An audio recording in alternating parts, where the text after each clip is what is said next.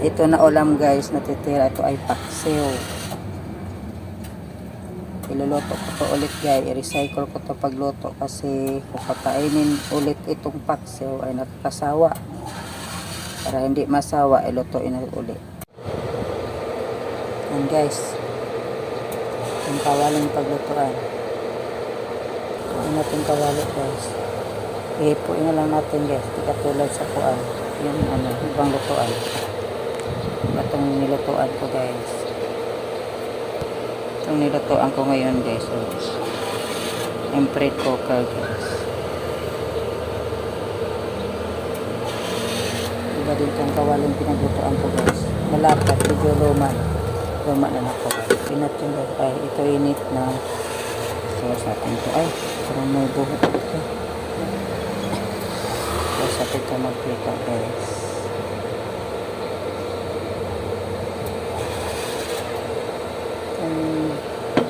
Kawali mo po guys, parang tabingi, hindi pantay.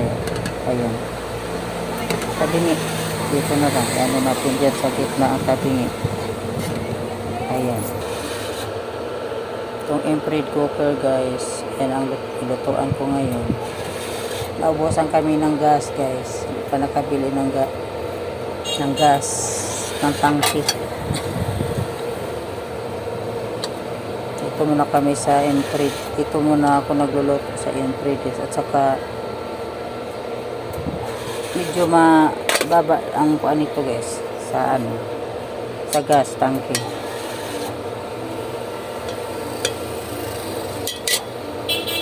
Medyo baba ang konsumo. Na budget para tong lutuan na to. Emprade cooker. Tapat natin ang kamay pag init na. Pwede na guys. Ilagay ito na. Ito guys. Yung paksiw. Ayun. Ganun pagluto na guys. Recycle natin ang paksiw. Kung kakainin ulit, yung tira ay nakasawa. Pero hindi ka na ganun kumain ulit. Pangalawang kain. Para ganado. Ganito rin ito guys. Ito. Hinaan natin ang apoy guys. So, tumatalsik pag malakas. So, 48. So, na lang natin yan. Tatalsik pag pag magluto ng paksiw. Tatalsik ang nitita.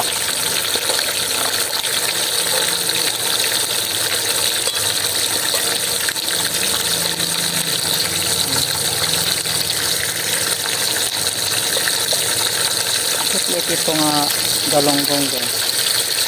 Galonggong na bibi pa gina-harvest niya. Bata pa. Maliliit pa. Maliit na bibi. Lagyan niya ng pakot. Hindi makapalsik.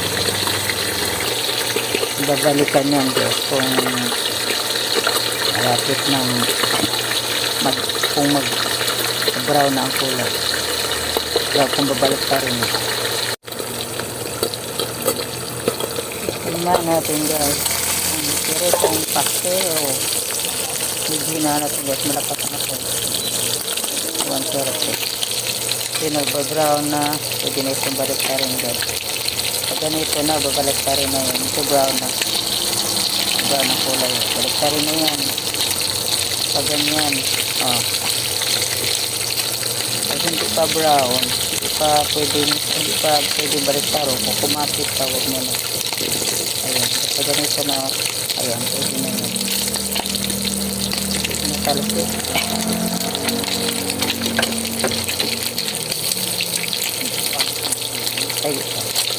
Ayan, di ka na brown, ibalik natin ito.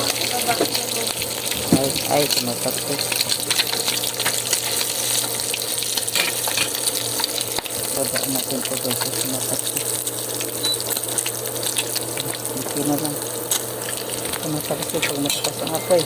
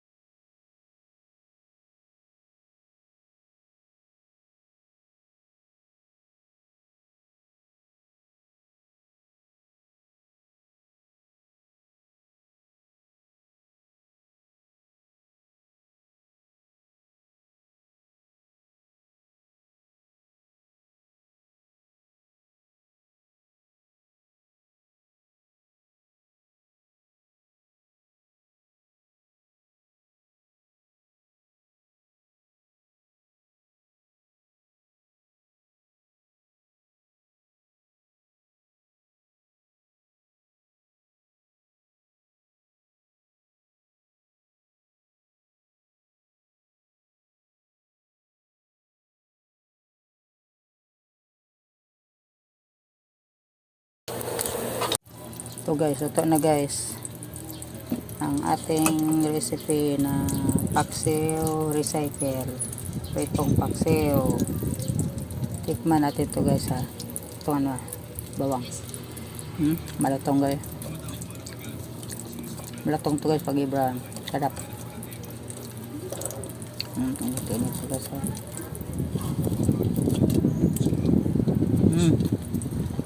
Sarap eh. Masarap to eh. May sasawa na suka sili. Saka may kunting toyo. Yan. Sarap guys. Malutong. Tapos ako nagluto guys.